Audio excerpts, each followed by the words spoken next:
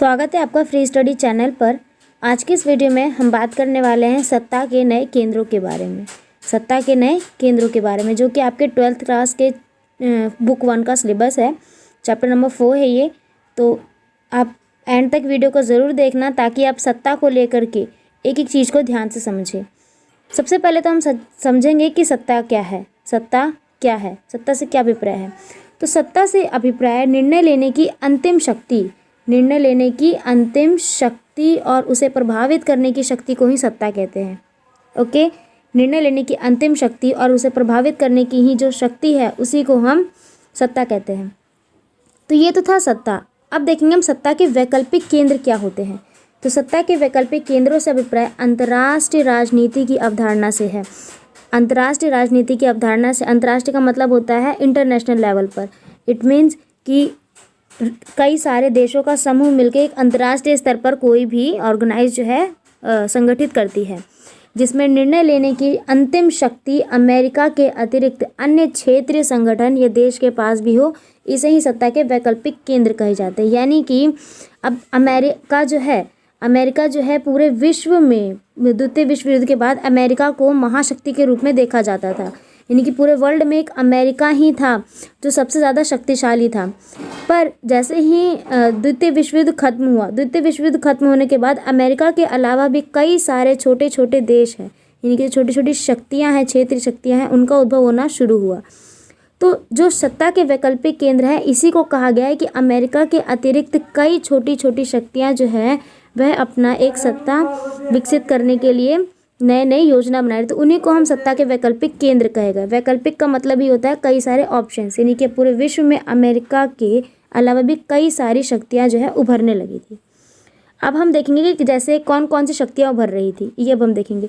कई सारी क्षेत्रीय शक्तियां थी, जैसे यूरोपीय संघ हो गया, आसियान, दक्षेश और ब्रिक्स। ये क्या थे? ये क्षेत्रीय संगठन थे। कई सारे देशों का समूह मिल करके ये अपना एक संगठन बना करके पूरे विश्व रूप में उभर रहे थे। अब उसी तरीके से कई सारे देश भी थे जो पूरे विश्व में अपने अपनी जगहों पे इंटरनेशनल लेवल पर सामने आए। जैसे चीन हो गया, जापान, भारत तीसरे नंबर पर आया था, इजराइल, रूस और दक्षिण कोरिया। ये वह देश थे जो अंतर्राष्ट्रीय स्तर पर सत्ता के वैकल्पिक केंद्रों के रूप में देखे जा रहे थे।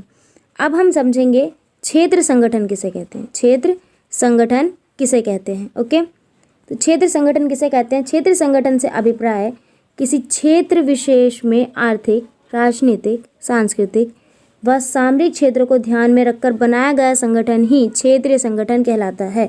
इट मीन्स कि छोटे छोटे क्षेत्र देशों द्वारा बनाया गया संगठन ही क्षेत्रीय संगठन कहलाता है। सिंपल, बस।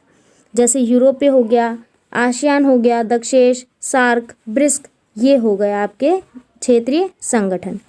अब हम देखेंगे कि क्षेत्रीय संगठन के उद्देश्य और प्रमुख विशेषताएं क्या होती है, क्यों हम इसको पढ़ते हैं और क्यों यह हमारे लिए ज़रूरी होता है।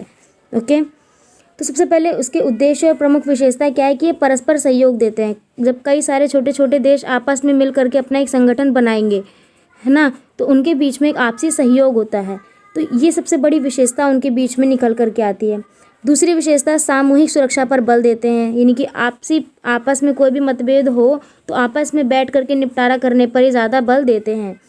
नवीन वैश्विक चुनौतियों से निपटारा, विश्व स्तर पर अगर आने वाले टाइम पर कोई चुनौती आती है तो मिल करके उसका निपटारा करेंगे, ऐसी इनकी एक विचारधारा थी।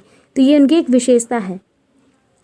एक क्षेत्रीय शांति कायम करना, इनकी एक विशेषता भी कि क्षेत्रीय शांति कायम करते हैं। आर्थिक विकास करना सबसे बड़ी विशेषता इनकी निकलती है। अब हम देखेंगे यूरोपीय संघ के बनने की ऐतिहासिक प्रक्रिया। यूरोपीय संघ क्या था? ये भी एक क्षेत्रीय संगठन था। संगठन था। तो अब हम देखेंगे कि यूरोपीय की जो शक्ति है, यूरोपीय जो है वो कैसे भारत के सामने आया या फिर विश्व स्तर पर निकला। तो द्वितीय विश्व युद्ध कब से कब तक हुआ था? 1939 से 1945 तक। 1939 से 1945 तक। तो द्वितीय विश्व युद्ध के बाद यूरोपीय देशों में व्यापक क्षति हुई। जब सेकेंड वर्ल्ड वॉर हुआ भारत में या फिर विश्व में जब सेकेंड वर्ल्ड वॉर हुआ तो वहाँ पर यूरोप के देश भी शामिल थे। और जब वर्ल्ड वॉर ख़त्म हुआ तो देखा गया कि यूरोप के देशों में इतनी ज़्यादा व्यापक क्षति, नुकसान भरना पड़ा, जिसके अनुसार यूरोप के जो देश थे वो बहुत ही परेशान हो गए, जिससे उनके बीच परस्पर सामूहिक चेतना का विकास हुआ। और क्रमशः आगे चलकर 1992 में 1992 में यूरोपीय संघ का गठन हुआ। कब हुआ? 1992 में। याद रखना, इंपॉर्टेंट क्वेश्चन बन सकता है ये। यूरोपीय संघ का गठन कब हुआ? 1992 में। अब हम देखेंगे कि ये अस्तित्व में कैसे आया। तो सबसे पहले देखेंगे 1948 में। 1948 में यूरोपीय आर्थिक समुदाय सहयोग का गठन हुआ, सिर्फ समुदाय का गठन हुआ। फिर 1954 में यूरो पर कोयला और इस्पात समुदाय का गठन हुआ। 1957 में यूरोपीय आर्थिक समुदाय का गठन हुआ। ये इंपॉर्टेंट हो सकता है आपके लिए कि आर्थिक समुदाय का गठन कब हुआ, एग्जाम में कई बार पूछा भी जाता है। फिर 1979 में यूरोपीय संसद का गठन हुआ, जिसके अंदर 12 स्थायी और 28 देश शामिल थे। यानी कि 28 में से 12 देश क्या थे? स्थायी देश थे, बाकी अस्थायी थे। फिर फाइनली 1992 में, जो कि यहाँ बताया गया, फाइनली 1992 में मस्ट्रिड संधि के द्वारा यूरोपीय संघ का गठन हुआ। कौन सी संधि के द्वारा?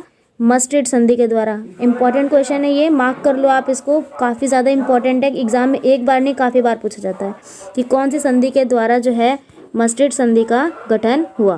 तो मस्ट्रिड संधि के द्वारा यूरोपीय संघ का गठन हुआ। आई होप ये क्लियर हो गया होगा। अब हम आगे बढ़ते हैं। यूरोपीय संघ की उपलब्धियों का वर्णन करें। यूरोपीय संघ की उपलब्धि क्या कह रही है? तो यूरोपीय संघ की सबसे उपलब्धि है कि इनकी अपनी मुद्रा है, यानी कि यूरोपीय मुद्रा। मुद्रा मतलब होता है इनकी अपनी करेंसी है, जो करेंसी, जैसे भारत की करेंसी क्या है? इंडिया की करेंसी है रुपीज़, राइट। तो उसी तरीके से यूरोपीय देशों की करेंसी क्या है? यूरो। यूरो बोलते हैं, और उनकी करेंसी यही है, यूरो है इनकी करेंसी। इनकी करेंसी यूरो है।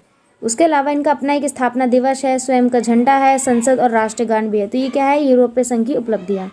यूरोपीय संघ के ताकतवर बनने के क्या कारण है? सबसे पहले ताकतवर सैन्य शक्ति है इनके पास, अपनी काफ़ी बड़ी विशाल सेना है। भारत में 12वें स्थान पर इनकी सेना जो है काउंट होती है, काफ़ी बड़ी सेना है इनके अंदर। आर्थिक शक्ति के रूप में देखा जाता है, राजनीतिक शक्ति है इनके काफ़ी प्रबल रूप में। यूरोपीय संघ की कमियां और कमजोरियां देखेंगे। अभी तक हमने जो डिस्कस किया वो इसकी उपलब्धियां, एडवांटेज। अब हम इसके डिसएडवांटेज पढ़ेंगे। तो सबसे पहली इसकी डिसएडवांटेज है कि अपनी विदेश नीति अपनाए। इसकी जो है अपनी ही विदेश नीति है। कई सारे देश, यूरो क्या है? एक क्षेत्रीय संगठन। यूरोपीय संघ क्या है? एक क्षेत्रीय संगठन। तो कई सारे देश शामिल है। कई बार होता है कि जो देश इसमें शामिल है उनका आपसी मतभेद भी उत्पन्न हो जाता है, और उन सारे ही देशों में से कुछ देश ऐसे हैं जो उनकी मुद्रा को मानने से इनकार करते हैं, क्योंकि यूरो क्या है? यूरोपीय संघ की मुद्रा है। बहुत से देश कहते हैं कि हमारी मुद्रा यूरो नहीं होनी चाहिए। तो क्या है? उनकी एक कमज़ोरी है कि उनमें से कई देश है जो यूरो को नहीं मानते हैं। मुद्रा का विरोध चलता रहता है। और ब्रिटेन का पृथक होना, इनमें से इसी का एक क्षेत्रीय संगठन देश था जिसका नाम था ब्रिटेन। ब्रिटेन के मतभेद के कारण ही ब्रिटेन जो है यूरोपीय संघ से अलग हो गया। तो ये क्या है? इसके डिसएडवांटेज। तो ऑल ओवर इस वीडियो में हमने ये देखा। अब इसकी जो पार्ट 2 आने वाली है वो है आपकी आसियान को लेकर के, कि आसियान क्या है। तो हमारे चैनल को सब्सक्राइब ज़रूर करें ताकि जो नेक्स्ट अपडेट आने वाला है वो आप तक सबसे पहले पहुँचे। नेक्स्ट अपडेट आपका आसियान को लेकर के होगा। बाकी इस वीडियो को लाइक, शेयर और सब्सक्राइब करके ज़रूर बताएं कि वीडियो कैसी लगी, और बेल आइकन को भी प्रेस ज़रूर करें। और रही बात, और आसियान को लेकर के भी हमारी जो है नेक्स्ट वीडियो आने वाली है, तो बने रहिए हमारे चैनल के साथ। Thanks for watching.